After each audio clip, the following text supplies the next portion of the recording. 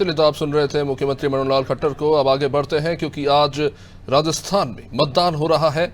दोपहर 3 बजे तक के जो आंकड़े सामने आए हैं उनके हिसाब से 55% मतदान हो चुका है। मतदान की गति दोपहर में कुछ तेज जरूर हुई, लेकिन फिर थोड़ी कम भी हुई और अब उम्मीद की जा रही है कि 75% के करीब मतदान हो सकता है। मतदान को लेकर ग्रामीण इलाकों में विशेष उत्साह देखने को मिल रहा है। 3 बजे तक अलवर जिले में सबसे ज्यादा 58.15% मतदान हो चुका था।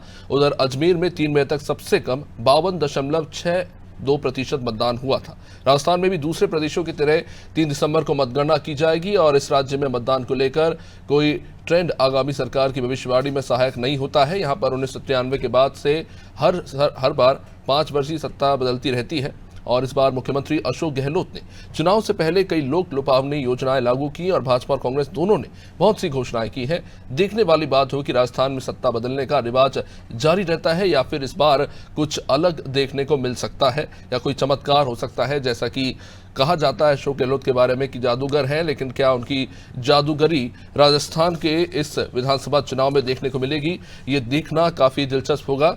बीते 5 सालों में काफ़ी सारी चीज़ें हैं जिनको लेकर राजस्थान काफ़ी चर्चाओं में रहा और इस चुनाव में किसका पलड़ा भारी रहता है ये देखना काफ़ी दिलचस्प होगा। वोटिंग जारी है और उम्मीद की जा रही है कि इस बार भी बम्पर वोटिंग देखने को मिलेगी। राजस्थान की जनता हर बार, चाहे आप जातीय समीकरण की बात करें, चाहे नेता जो उनके हैं उनके कार्यों की बात करें, उनको लेकर काफ़ी ज़्यादा एक्टिव नज़र आते हैं और यही एक बड़ा कारण भी है कि राजस्थान में हर 5 साल में सरकार बदलती है।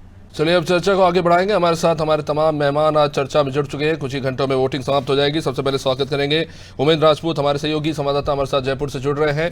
साथ ही साथ निधि शर्मा बीजेपी नेता है, अपना पक्ष रखेंगी। भाई अजय सिंधवाल जुड़ रहे हैं, कांग्रेस से अपना पक्ष रखेंगे।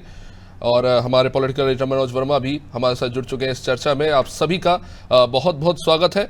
सबसे पहले चर्चा को आगे बढ़ाए, उमेंद्र आपके पास आना चाहूंगा। मतदान जारी है, क्या लग रहा है जो पिछली बार का वोट प्रतिशत था उससे बेहतर स्थिति में इस बार होगा? अभी तक जो आंकड़े आए हैं उसको देखकर क्या लग रहा है? पिछले बार से इस बार थोड़ा बेहतर है और इस वक्त लड़ाई वगैरह नहीं है, शांत है, बहुत पीसफुल मतदान किया जा रहा है। जी उमेंद्र, क्या लगता है कि इस बार खासतौर से जो ईस्टर्न राजस्थान जिस पर सभी की नज़र है और माना यह जा रहा है कि ये एक यहाँ की जो सीटें हैं 39 सीटें वो एक महत्वपूर्ण भूमिका अदा करती है कि किसकी सरकार राजस्थान में बनेगी, तो खासतौर से इन 39 सीटों पर आप क्या देख रहे हैं? बिल्कुल, मुझे ऐसा लग रहा है कि ये जो सीट जो है ये महत्वपूर्ण है और इस पर मतलब कुछ नया कुछ होने का है। जो परंपरा थी पिछले बार, हो सकता है कि उसमें कुछ नया देखने को मिलेगा। जी उमेंद्र, कुछ घटनाएं भी हुई हैं इस बार, देखने को मिल रहा है कि काफी सारे क्षेत्रों में हम देख रहे हैं कि वहां झड़प हुई है, कई जगहों पर पत्थरबाजी भी हुई है। इसको लेकर क्या स्थिति है? ये थोड़ी बहुत हुई है और ये तो नॉर्मल है, ऐसा होता रहता है। बस सबसे बड़ा ये है कि बहुत सारे जो ऐसे मतदाता थे जिनका नाम काट दिया गया है और वोट नहीं देने दिया गया, जो दूसरे जगह पे किराए पे रह रहे हैं या उन्होंने मकान चेंज किया है, उनको भी ये मौका उनके नहीं मिल पाया कि वो वोट दे पाए। चलिए, उम्मीद बने रही हमारे साथ। हुई है जी, आप बने रहिए हमारे साथ। हम चलेंगे अजय सिंधवाल जी के पास, जिनकी 5 साल सरकार रही है आपकी पार्टी की। अजय जी, आवाज आ रही है आप तक? अजय जी। हाँ जी अजय जी, आज मतदान हो चुका है लगभग और जाहिर तौर पर 5 साल आपकी सरकार ने जो कार्य किया है उस पर तो वोटिंग होगी ही, लेकिन काफी सारे वादे आपने किए हैं जिसको लेकर काफी चर्चा है। तो क्योंकि बड़ी दिलचस्प बात ये है कि अगर आप 2013 से लेकर 18 तक के आंकड़े उठाकर देखें तो 6% का मात्र वोट प्रतिशत का अंतर है आपकी और बीजेपी के बीच में, लेकिन पूरी तरह से पाला जो है पलट गया था 2018 में। तो इस बार क्या उम्मीद कर रहे हैं? क्योंकि कहा तो ये जा रहा है कि राजस्थान में तो हर सरकार सिर्फ 5 साल के लिए आती है और फिर पाला बदल जाता है जनता का। नहीं सर, ऐसा नहीं है। इस बार सरकार ने काफी योजनाएं पब्लिक के लिए लागू करी है। अशोक गहलोत जी की बहुत योजनाएं पब्लिक को लाभ पहुंचा है। इसका जरूर कांग्रेस पार्टी को इसका प्लस पॉइंट मिलेगा और जो सांप्रदायिक बातें फैलाने की कोशिश की जा रही थी राजस्थान में, उसको इस पे ये लगाम लगी है और कांग्रेस के पक्ष में मतदान हुआ है इस बार। अच्छा सांप्रदायिक घटनाओं की अजय जी आप बात कर रहे हैं, खासतौर से जिन क्षेत्रों में करौली, जोधपुर और भीलवाड़ा की हम बात कर रहे हैं जहां पे घटनाएं हुई हैं, एक बड़ा कारण शायद ये भी माना जा रहा है कि चाहे बीजेपी के अमित शाह हो, प्रधानमंत्री नरेंद्र मोदी हो, दिग्गज नेता जितने भी आए हैं, योगी आदित्यनाथ से लेकर सभी ने इसकी खासी आलोचना की है और कहीं ना कहीं इसके कारण कांग्रेस बैकफुट पर नजर आई है। सर देखो, बड़ा राज्य है राजस्थान, पूरे देश का सबसे बड़ा राज्य है। इस तरह की घटनाएं हर देश में हर जगह होती है, लेकिन इस राजस्थान की जो घटनाएं हुई है उसको इतने बड़े पैमाने पे, इतने राष्ट्रीय लेवल के बीजेपी के कार्यकर्ताओं या नेताओं को यहाँ आना पड़ा और भ्रम फैलाना पड़ा, इसमें ये कारगर नहीं हो पाए। तो अजय जी आपको लगता है कि इन मुद्दों से इतर जाके जनता जो वादे आपने किए हैं उन पर वोट देगी? बिल्कुल सर, बिल्कुल जनता खुश है, हर आदमी खुश है। आज देखो हर लोगों को लाभ मिल रहा है, चाहे स्वास्थ्य विभाग की तरफ से हो, चाहे मेडिकल के फील्ड में हो, हर को लाभ मिल रहा है, तो जनता खुश है। चलिए ठीक है, जवाब ले लेते हैं। निधि जी हमारे साथ बीजेपी से जुड़ी हुई हैं। निधि जी, क्या है, कांग्रेस तो कह रही है भाई हमारा रिपोर्ट कार्ड बढ़िया है, 5 साल काम किया है और अब जो वादे किए हैं उस पर जनता वोट देगी, बीजेपी का क्या स्टैंड है इस पर? जी देखिए, भारतीय जनता पार्टी प्रचंड बहुमत के साथ अपनी सरकार राजस्थान में बनाने जा रही है। पहली बात तो मैं ये क्लियर कर दूं, और जनता इस बार मतदान करते समय ये सभी बातें ध्यान में रखेगी कि विगत 5 वर्षों में उन्होंने सत्ता का संघर्ष देखा। पहली बात तो कांग्रेस पार्टी के बीच महिलाओं के साथ जो अपराध हुए, जो अत्याचार हुए, उस एक अपराध और अत्याचार को वो ध्यान में रखेगी मतदान करते समय। कुशासन को सुशासन में बदलने के लिए, राज को बदलने के लिए और एक नया इतिहास कायम करने के लिए इस बार राजस्थान की जनता मतदान करेगी। अशोक गहलोत जी की जो तुष्टीकरण की नीति रही है, अपराधियों को संरक्षण देने की नीति रही है, खनन माफियाओं को संरक्षण देने की नीति रही है, तो ये सभी बातें जनता ध्यान में रखेगी और इस महिला अत्याचार वाली, पेपर लीक वाली, भ्रष्टाचार वाली, अपराधियों वाली और तुष्टीकरण वाली सरकार को इस बार जनता उखाड़ फेंकेगी। तो निधि जी, अगर मोटा मोटी पकड़े तो आप कह रहे हैं कि एंटी इनकम्बेंसी एक बड़ा फैक्टर बनेगा राजस्थान के चुनाव में, लेकिन साथ ही साथ और कौन से स्ट्रॉन्ग पॉइंट्स हैं जिनके दम पर बीजेपी को लगता है कि आप इस बार ये चुनाव जीतने वाले राजस्थान में? देखिए, सबसे पहले मैं बात बता दूं, अभी इन्होंने एक गारंटी पत्र निकाला है अपना, जो कि इन्होंने सत्ता में आने से पहले भी निकाला था। ठीक है, तो सत्ता पाने से पहले इन्होंने कहा था कि हम बेरोजगार नौजवानों को भत्ता देंगे। गारंटी दी थी 3500 रुपए की, वो आज तक पूरी नहीं करी। रोजगार की गारंटी करी थी तो पेपर लीक करवा दिया उनने।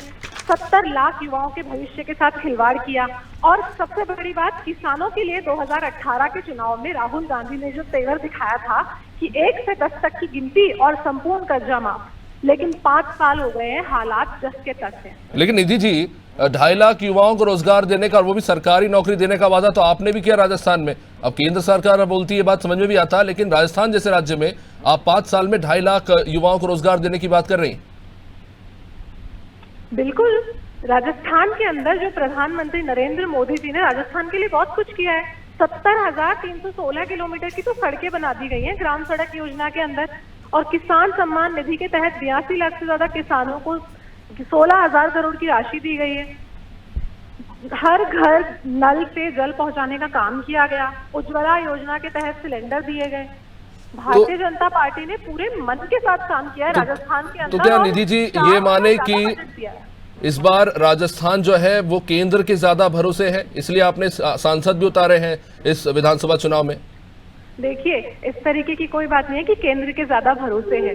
भारतीय जनता पार्टी कार्यकर्ताओं की पार्टी है और हमारे जो लोकप्रिय नेता हैं माननीय श्री नरेंद्र मोदी जी, उन्हीं के नेतृत्व में हम चुनाव लड़ रहे हैं।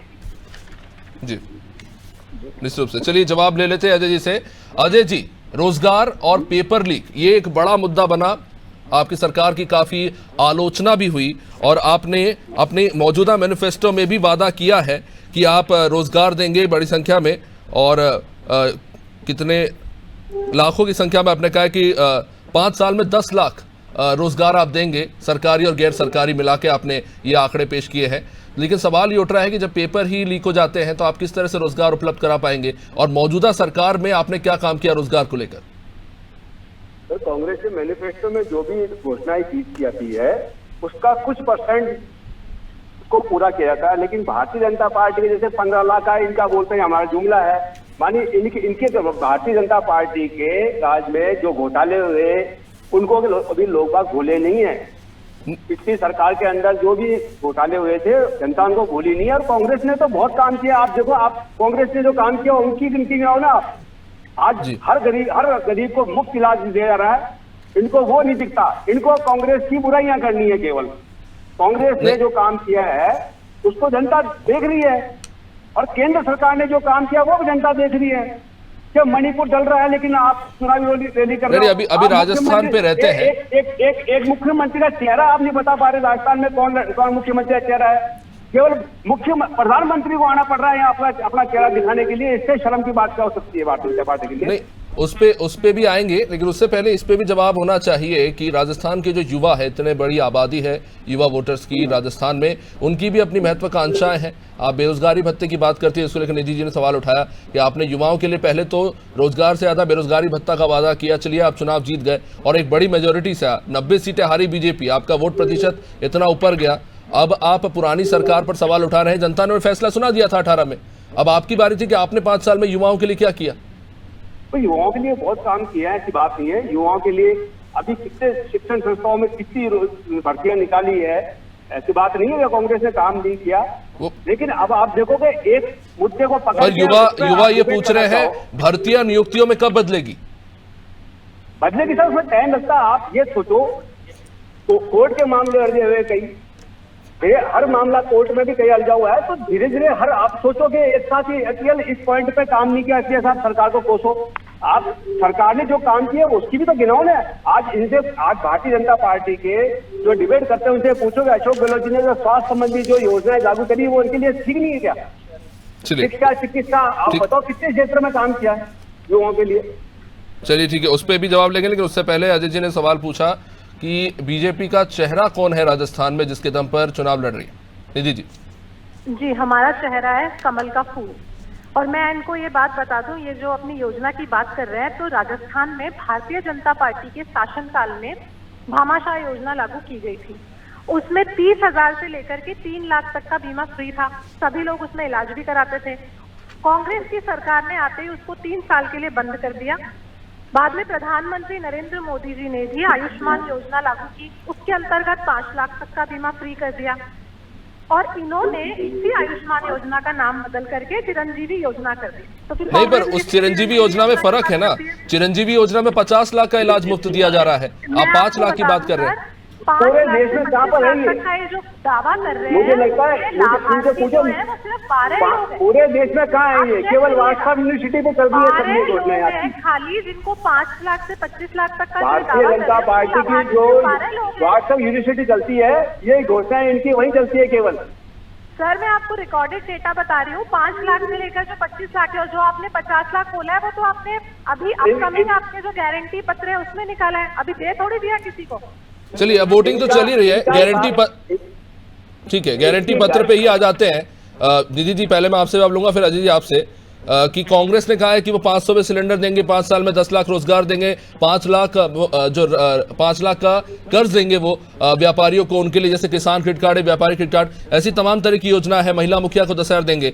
वही अगर जवाब में देखें तो अगर रोजगार के मामले में आपने गेहूं का बोनस प्रॉमिस किया है बीजेपी ने, है ना, उसके अलावा अगर देखें तो लाडली प्रोत्साहन योजना ऐसी मध्य प्रदेश में चल रही है, आप राजस्थान में लेके आए हैं, लेकिन उसके बाद मुझे ऐसी कोई प्रोमिनेंट योजना नहीं दिखती रोजगार को लेकर जो मैनिफेस्टो में प्रॉमिस की गई है, सिवाय 2.5 लाख युवाओं को सरकारी नौकरी देने को छोड़कर। तो कांग्रेस के जो बड़े बड़े लोक लुभावने वादे हैं उसको बीजेपी कैसे काउंटर करेगी?